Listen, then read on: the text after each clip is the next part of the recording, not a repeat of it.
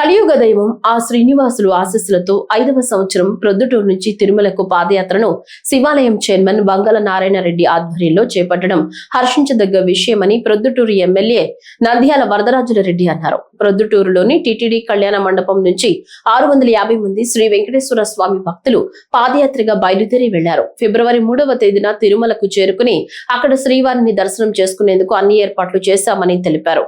ఎంతో భక్తి శ్రద్ధలతో వ్యయ ప్రయాసలు కోర్చి పాదయాత్రకు పూర్తి బాధ్యతలు వహిస్తున్న శివాలయం చైర్మన్ కు ఎమ్మెల్యే అభినందనలు తెలిపారు. సుమారు 650 మంది తిరుపతి వెంకటేశ్వర దర్శనం కోసము ప్రొద్దుటూరు టీటీడీ కళ్యాణ మండపం దగ్గర నుంచి పాదయాత్రగా వీళ్ళందరూ 650 మంది బయలుదేరడం జరుగుతుంది. మధ్యాహ్న కొంతమంది మైదుకురికిలో పోయేటప్పటికి ఇంకొక 100 మంది కూడా కలిసే అవకాశం ఉంది.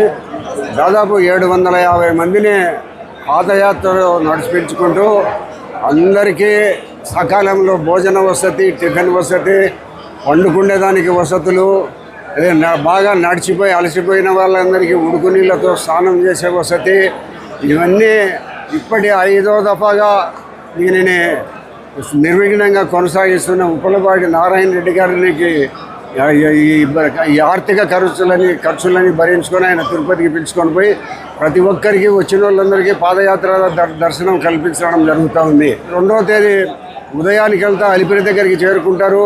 ఆ అలిపిరి దగ్గరికి చేరుకున్న తర్వాత మధ్యాహ్నం అక్కడ 10, 11, 12 గంటలకు భోంచేసి మరి నడక ద్వారా తిరుమలకు రాత్రికంతా అక్కడికి చేరుకుంటారు.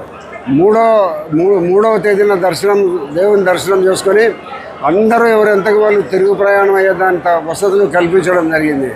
నారాయణ రెడ్డిని మనం ప్రత్యేకంగా అభినందించాలి. ఎందుకంటే నారాయణ రెడ్డి కంటే చాలా ఆర్థికంగా బాగా ఉండబడిన వాళ్ళు ఉన్నారు. అన్ని రకాల ఇంకా ఇంతకంటే బాగా ఉండబడిన వాళ్ళు చాలా ఉండబడినప్పటికీ నారాయణ రెడ్డి గారికి ఆ దేవుడు వెంకటేశ్వర స్వామి మనసులో ఏం చెప్పినాడో ఏమో, ఎంత ఖర్చైనా కానీ ప్రతి సంవత్సరము ఇక్కడ తిరుపతికి పొద్దుటూరు నుంచి పాదయాత్ర ద్వారా సుమారు 600 మంది 700 మందిని తీసుకొని పోయి దర్శనం కల్పించే భాగ్యము కల్పించిన దానికి నారాయణ రెడ్డి గారికి ప్రతి ఒక్క పాదయాత్రలో పాల్గొన్న ప్రతి ఒక్క సభ్యుడు ధన్యవాదాలు తెలియజేసుకుంటున్నారు. దేవునికి దగ్గరయ్యే ప్రయత్నం చేసే అవకాశం కల్పించిన నారాయణ రెడ్డికి మనమందరం మనస్ఫూర్తిగా ఆయన కృతజ్ఞతలు, ధన్యవాదాలు ఆయన సమర్పిస్తూ భవిష్యత్తులో ఆయన అన్ని రకాల దేవుడు ఆరోగ్యంగా చూడాలని, ఆయన వీలులేని రోజులు ఇటువంటి పాదయాత్ర సంవత్సరానికి ఒకసారి తిరుపతికి తీసుకుపోయి దేవుని దర్శనం కల్పించే అవకాశం భవిష్యత్తులో కూడా ఆయన చేస్తాడని మేము ఆశిస్తూ ఆ దేవుడు నిరంతరము ఆశీర్వాదాలు, కృతజ్ఞతలు, ధన్యవాదాలు తెలియజేయాలని ఆయనకు, ఆయన కుటుంబానికి మనస్ఫూర్తిగా ఆ దేవుని వెంకటేశ్వరరావుని ప్రార్థిస్తున్నాం.